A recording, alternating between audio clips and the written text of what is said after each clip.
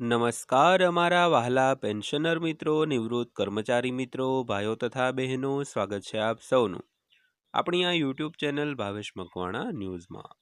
તો પેન્શનર મિત્રો, આજના વિડીયોની અંદર આપણે વાત કરવાના છીએ ગુજરાત રાજ્યના સેવાનિવૃત્ત પેન્શનરોના પેન્શનમાં આજરોજ તારીખ 8/7/2026થી થયો છે 60% વધારો મંજૂર।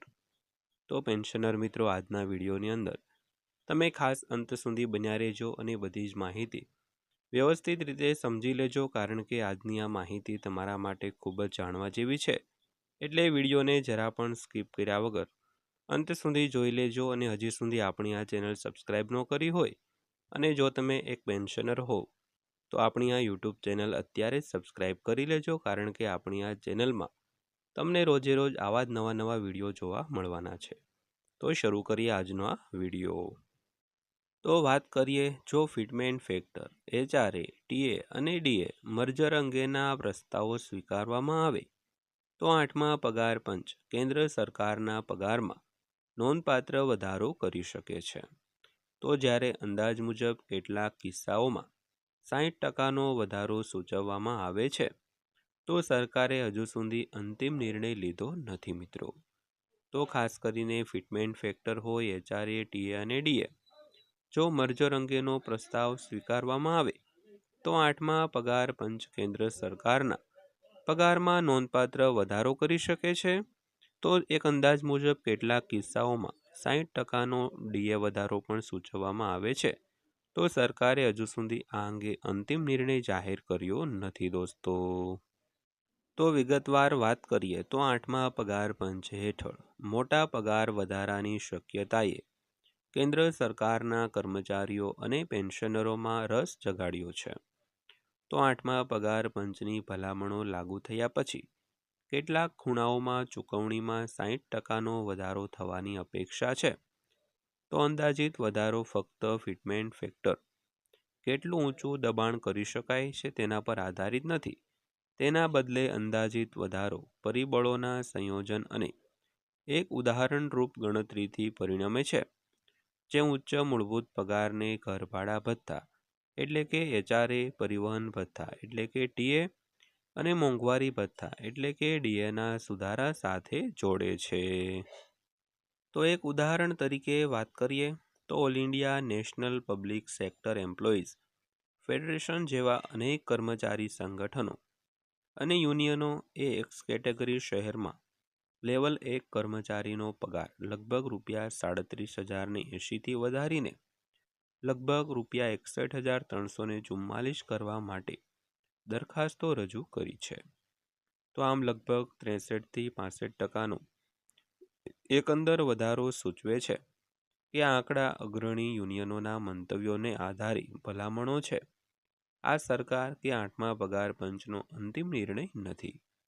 તો હકીકતમાં આ પાસાઓ પર નિર્ણય ત્યારે જ શક્ય છે જ્યારે કમિશન કેન્દ્રને તેની ભલામણો સુપરત કરે।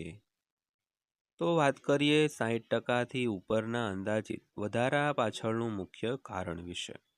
તો ઉપરોક્ત કિસ્સામાં જેમ AINPSEF દ્વારા સ્પર્શ કરવામાં આવ્યો છે, ફક્ત ફિટમેન્ટ ફેક્ટરમાં નોંધપાત્ર રીતે વધુ સુધારા અંદાજોને સમજાવતો નથી। તો આનું કારણ એ છે કે એકવાર મૂળભૂત પગારમાં સુધારો થઈ જાય પછી તેની સાથે જોડાયેલા ભથ્થા જેમ કે HRA પણ વધી શકે છે। તો આ સાથે કર્મચારી સંસ્થાઓએ ઉચ્ચ પરિવહન ભથ્થાનો પણ પ્રસ્તાવ મૂક્યો છે અને વિનંતી કરી છે કે નવા પગાર ધોરણો નક્કી થાય અને પગાર માળખામાં લાગુ કરવામાં આવે તે પહેલાં મોંઘવારી ભથ્થાને મૂળ પગાર સાથે મર્જ કરવામાં આવે। તો આ દરખાસ્તોની સંયુક્ત અસર છે જે આખરે ઊંચા નાણાકીય અંદાજ પર પગાર ચૂકવણીમાં પરિણમે છે દોસ્તો। તો ત્યારબાદ વાત કરીએ તો X, Y અને Z શહેરો।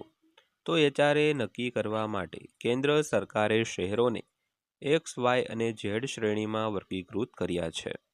તો આ વિભાગમાં દિલ્હી, મુંબઈ, કોલકાતા, ચેન્નાઈ, બેંગલુરુ, હૈદરાબાદ, અમદાવાદ અને પુણે જેવા મુખ્ય મહાનગર કેન્દ્રોનો સમાવેશ થાય છે।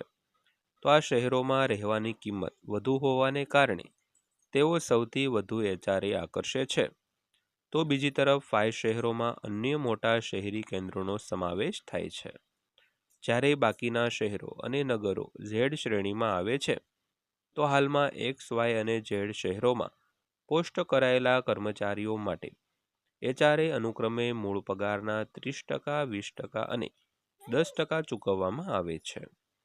તો યુનિયન એ 8મા પગાર પંચ હેઠળ આ દરોને સુધારીને અનુક્રમે 36%, 24% અને 12% કરવાનો પ્રસ્તાવ મૂક્યો છે. તો અંદાજો સમજાવતા બેંક બજારના CEO અધિલ શેટ્ટી કહે છે કે 60%થી વધુનો અંદાજિત વધારો ફક્ત ફિટમેન્ટ પરિબળને બદલે ધારણાઓના સંયોજન પર આધારિત છે. જ્યારે સુધારેલ મૂળભૂત પગાર પ્રાથમિક ચાલક છે, ત્યારે HRA અને પરિવહન ભથ્થા જેવા ભથ્થાઓ પણ મૂળભૂત પગાર સાથે જોડાયેલા છે. તેથી આધારમાં કોઈ પણ વધારો એકંદર પગાર પેકેજમાં વધારો કરી શકે છે.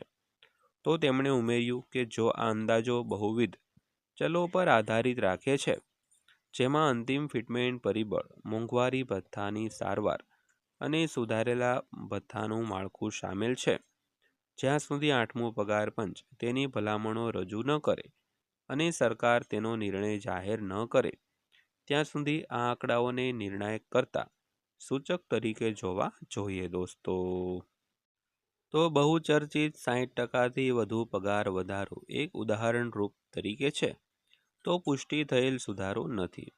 તો કર્મચારીઓને આવો વધારો મળશે કે નહીં, તે 8મા પગાર પંચની અંતિમ ભલામણો અને ફિટમેન્ટ ફેક્ટર, HRA, TA અને DS સંબંધિત દરખાસ્તો પર કેન્દ્ર સરકારના નિર્ણય પર આધારિત રહેશે.